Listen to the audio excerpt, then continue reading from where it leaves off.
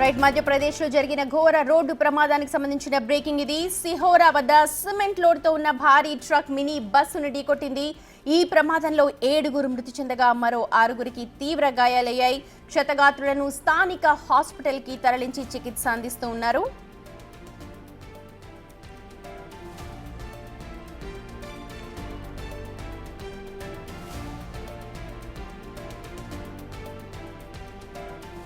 అయితే ఈ యాక్సిడెంట్లో హైదరాబాద్కు చెందిన వాళ్ళు కూడా ఉండటంతో తీవ్ర విషాదం చోటు చేసుకుంది. ప్రస్తుతం మా ప్రతినిధి సుజాత ఉన్నారు, తనని అడిగి మనం మరిన్ని డీటెయిల్స్ తెలుసుకుందాం. సుజాత, కుంభమేళాకి వెళ్ళి తిరిగి వస్తుండగా ఈ ప్రమాదం జరిగినట్టుగా మనకు ఇన్ఫర్మేషన్ అందుతోంది. మీరు ప్రస్తుతం వాళ్ళ ఇంటి దగ్గరే ఉన్నారు. చాలా బాధాకరమైన విషయం, ఒక బృహత్ కార్యక్రమానికి వెళ్ళి తిరిగి వస్తూ ఇలాంటి ప్రమాదానికి గురి కావడం. మీరు మాట్లాడారా బంధువులతో, ఏం చెప్తున్నారు? కుంభమేళా దైవ దర్శనానికి వెళ్ళి తిరిగి వస్తున్నటువంటి సమయంలో మినీ బస్సు బోల్తా కొట్టడంతో ఒక్కసారిగా అందులో ఉన్నటువంటి 9 మంది వ్యక్తులు నాచారానికి సంబంధించినటువంటి వాళ్ళుగా తెలుస్తుంది. అందులో 7 అక్కడికక్కడే మృతి చెందగా మరో 2 గాయాలు కావడంతో వాళ్ళని హాస్పిటల్కి తీసుకువెళ్లారని చెప్తున్నారు. ప్రస్తుతం వాళ్ళ కుటుంబ సభ్యులంతా కూడా విషాద ఛాయలు నెలకొన్నాయి. ఎందుకు అనంటే ఎంతో దైవ దర్శనానికి వెళ్ళి తిరిగి వస్తారు అని అనుకున్నటువంటి వాళ్ళు ఇక తిరిగి రాలేదు అని తెలుసుకున్నటువంటి వాళ్ళు ఒక్కసారిగా కుప్పకూలిపోయారు. ఇది చాలా బాధాకరం అనే చెప్పాలి. ఒకవైపు కుటుంబంలో ఉన్నటువంటి కొడుకుని కోల్పోయి తల్లి తల్లడిల్లిపోతుంది. రీసెంట్గానే కోడలు చనిపోయింది. తనకి 2 పిల్లలు, ఆ చిన్న 2 పిల్లల్ని చూసుకోవడానికి ఎవరూ లేరు. ఇప్పుడు మమ్మల్ని అనాథులుగా చేశారు. అక్కడ ఏం జరిగింది ఏంటి అనేది తెలియదు అని చెప్తున్నారు. ఒకవైపు స్పృహ కోల్పోయి వాళ్ళు ఎంత తల్లడిల్లిపోతున్నారంటే ఆ బాధ వర్ణాతీతం అనే చెప్పాలి. ప్రస్తుతం చెప్పమ్మా, రీసెంట్ గానే ఒకవైపు కోడల్ని కోల్పోయారు, మరోవైపు ఈరోజు కొడుకు ఏమైందో తెలియదు. నా కొడుకు పోయిండు కదా, నేనేం చెప్పాలమ్మ, ఇంకా కోడలు పోయింది, కొడుకు పోయిండు, నా పిల్లలు అనాథలు అయిపోయిండ్రమ్మా. నా పిల్లలు, నాకు 2 మన్మలు, నా పిల్లలు నన్ను తీసుకుపోయి అన్ని బతికించుంటే బాగుండమ్మా. నా కొడుకు బంగారం అమ్మాడు, దేవుడేనమ్మా, వాడు దేవుడు. నా కొడుకు దేవుడమ్మా. చివరిగా ఎప్పుడు మాట్లాడారమ్మా? నేను రాత్రి మాట్లాడినమ్మా. రాత్రి మాట్లాడితే అమ్మ ఇంకా తానాలు అయిపోయినాయి, బయలుదేరినామమ్మ అంటే జాగ్రత్త బిడ్డ, మెల్లగా రండి, ఏం తొందర లేదని చెప్పినమ్మా. పొద్దుగాల 7:30కు ఫోన్ చేసిన, 7 గంటలకు చేసి ఎత్తలేదు ఫోను. ఇక మా బిడ్డ చేసింది పెద్ద ఆమె, అన్న 7:30 అన్న అని చేస్తే వెళ్తున్నామమ్మ, చాయ్ తాగేటందుకు పోయినామన్నాడు అంట. అంతే. ఇక తనతో పాటు ఎవరన్నా వెళ్ళారా అమ్మ? అసలు మాట్లాడారా వాళ్ళతో? అక్కడ ఏం జరిగింది, ఇప్పుడు బాబు ఎలా ఉంది అని? ఇప్పుడు ఇలా ఆడబిడ్డ కొడుకు పోయిండు, అక్కడనే అది కుంభమేళకే పోతుంటే అదే ప్లేసులు ఉంటే ఆయనకు ఫోన్ చేసినాం. చేస్తే జరవో మామ గిట్ల ఉన్నాడట అంటే ఇంకా వీళ్ళ నాన్న ఆయన మాట్లాడండి వీళ్ళ నాన్న. ఇంకా వాళ్ళు ఏడుండ్రో తెలియదు అన్నాడు ఆయన. బాలకృష్ణ అని కొమ్మట ఆయన మేమిద్దరం ఈ హాస్పిటల్నే ఉన్నాము, మేము బాగానే ఉన్నాను, కాలు ఫ్రాక్చర్ అయ్యింది అన్నాడు ఆయన. నవీన్ మాట్లాడండి మా అల్లుడు. నా కొడుకు మాట్లాడలే. ఇక నా కొడుకు కేవలము మీ బాబుకి గాయాలు మాత్రమే అయ్యాయి, హాస్పిటల్లో అడ్మిట్ చేశారు, ఏం కాలేదు అని చెప్తున్నారు. మీకు ఎవరైనా చెప్పారా? అలా చెప్పలేదు అట్లా చెప్పలేదు. నా కొడుకు నా కొడుకు 2 చిన్న పిల్లలు అడుగుతున్నారా? లేరు, వాళ్ళు హాస్టల్ ఉన్నారు. నిన్ననే మొన్న ఇంటికి వస్తే నిన్న నా చిన్న కొడుకు దోలిచ్చి వచ్చిండు. ఇంకా వాళ్ళకి ఏం తెలియదు. నా కొడుకు తండ్రి అంటే పంచ ప్రాణాలమ్మా. అది తండ్రి అంటే చాలా ఇష్టం వాళ్ళకు. బాధాకరం, ఎందుకంటే ఈ వయసులో నీకు కొడుకుని ఎంత కొడుకు ఇంకేం చేయాలమ్మా, నేను ఎందుకమ్మా నాకు ఈ బతుకు, ఎందుకమ్మా నాకు. పిల్లలకి చెప్పారా అమ్మ? ఇంకా చెప్పలేదు.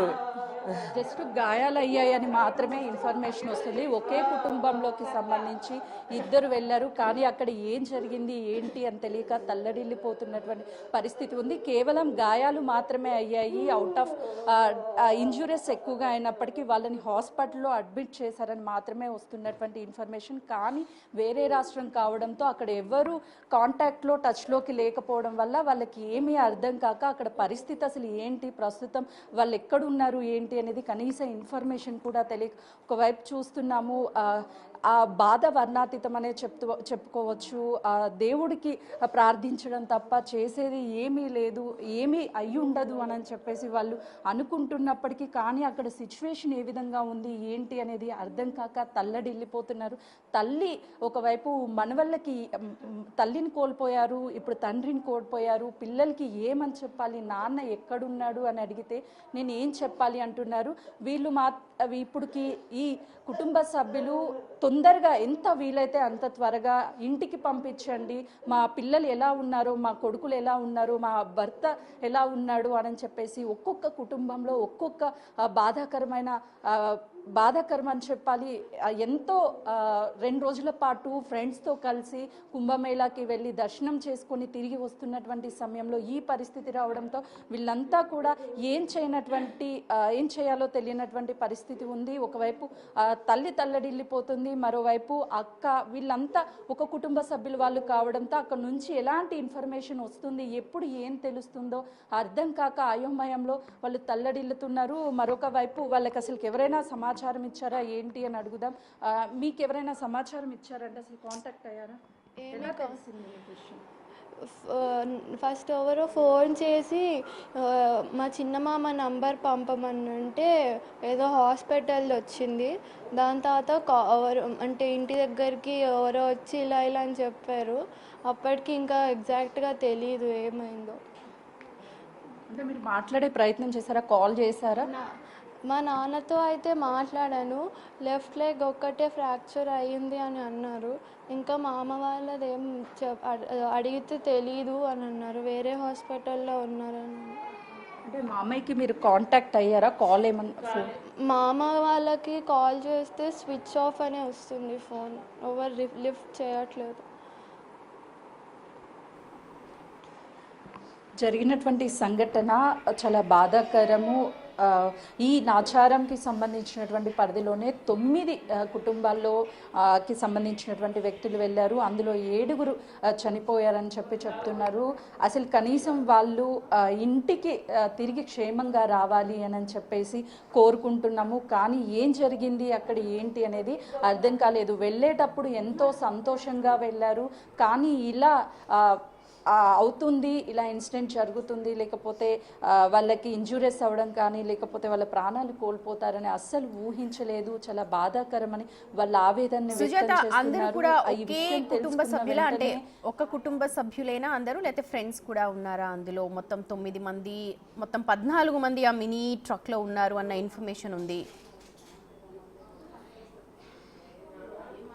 నాచారం ప్రాంతంలో నుంచి కార్తికేయ నగర్ నుంచి 7 మొత్తం వెళ్ళారు. అంతా కూడా ఫ్రెండ్స్ అని చెప్తున్నారు.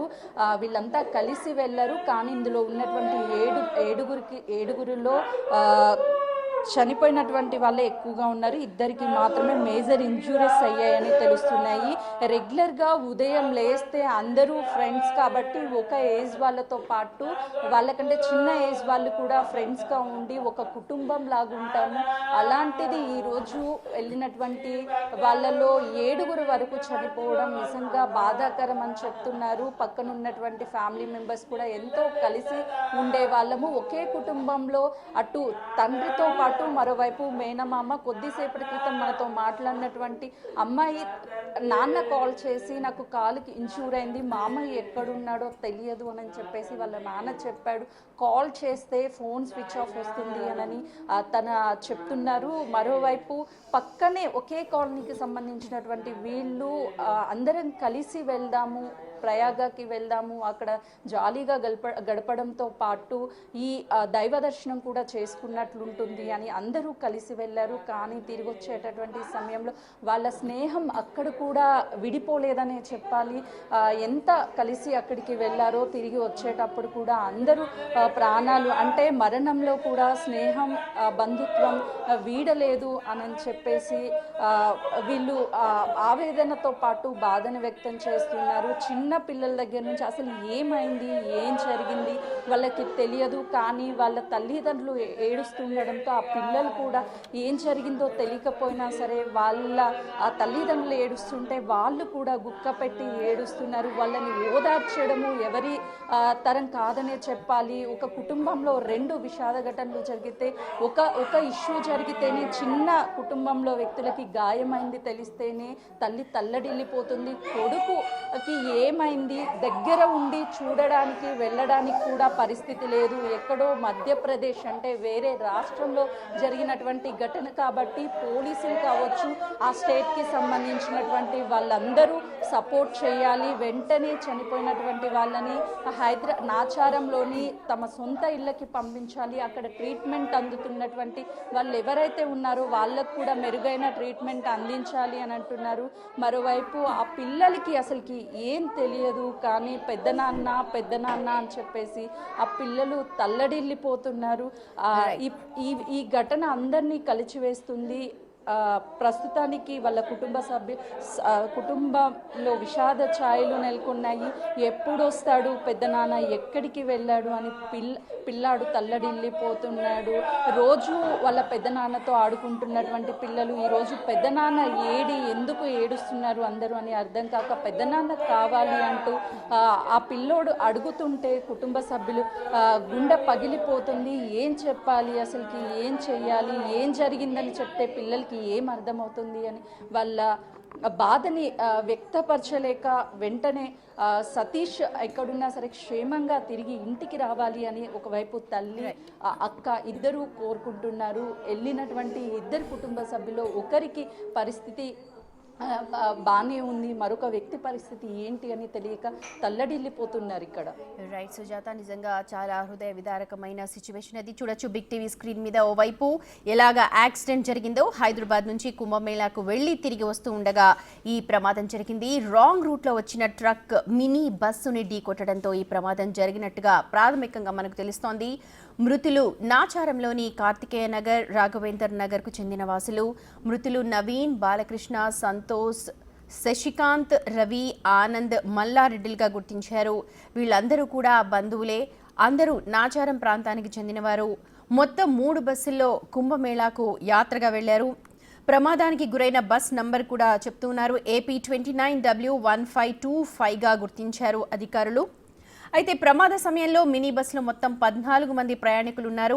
ప్రమాదం జరిగిన విషయం తెలియగానే ఘటనా స్థలానికి జబల్పూర్ ఎస్పీ అలాగే కలెక్టర్ కూడా చేరుకున్నారు. ఈ ప్రమాద ఘటనపై సీఎం రేవంత్ రెడ్డి తీవ్ర దిగ్భ్రాంతి వ్యక్తం చేశారు. మృతుల కుటుంబాలకు ప్రగాఢ సానుభూతి కూడా తెలియజేశారు. అయితే మిగిలిన వాళ్ళ పరిస్థితి ఏంటి, ఎంతమంది సేఫ్గా ఉన్నారు, అసలు ఏం జరిగింది అన్నది మాత్రం ప్రస్తుతం కుటుంబ సభ్యులు ఎవరికి కూడా తెలియట్లేదు. ప్రస్తుతం మా ప్రతినిధి సుజాత చెప్పినట్టుగా కొంతమందికి కాళ్ళు విరిగిపోయి ఉన్నాయి, కొంతమంది గాయాలై వేరే హాస్పిటల్లో ఉన్నారు. మిగిలిన వాళ్ళ పరిస్థితి ఏంటి, ఒకవేళ చనిపోయిన వాళ్ళు ఉంటే వాళ్ళ డెడ్ బాడీస్ ఎక్కడున్నాయి ఏంటి అన్న విషయాలు కూడా ఎవరికి అంతు చిక్కటం లేదు. తమ వాళ్ళు సేఫ్గా రావాలి, చిన్న చిన్న గాయాలైతే పర్లేదు, సేఫ్గా రావాలి, సురక్షితంగా రావాలి అని అందరూ కూడా ప్రార్థిస్తూ ఉన్నారు. అయితే ఇలాంటి ఘటన జరుగుతుందని ఎవరు కూడా ఊహించలేదు. అందరూ కూడా కలిసి కుంభమేళాకు వెళ్లారు. కానీ తిరిగి వస్తుండగా ఈ ప్రమాదం జరగడంతో ఆ కుటుంబాల్లో ఇప్పుడు తీవ్ర విషాదం నెలకొని కనిపిస్తోంది.